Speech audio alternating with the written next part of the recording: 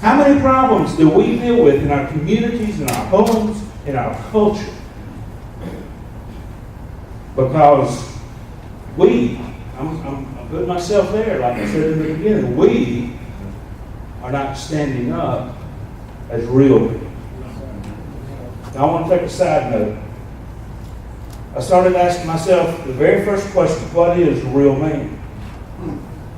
If we're going to ask the real men to stand up, we've got to know who the real men are. Amen. Amen.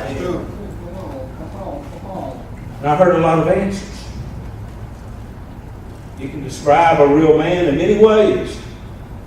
But I came to the conclusion that a real man is what God created in the beginning. Amen.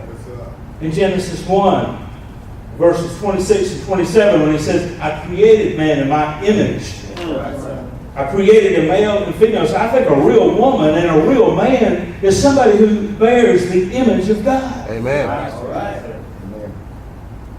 And so when we're talking about real men, that's I think what God would have us consider is that we are to be the people who bear His image in the world. And men, when we're talking about real men, we're talking about someone who bears the image of God. Yes. And by the grace of God given to us in Jesus Christ, by the way, who is the image of the invisible God, the true image, revealed to us, we are able to be restored, to be remade, so that you and I too can bear that image. When we look at the men today, the way we live our lives, do we see God? Do we? We're going to be asking in this conference, we're asking the question, well, giving a statement, will the men of real men stand up? Amen.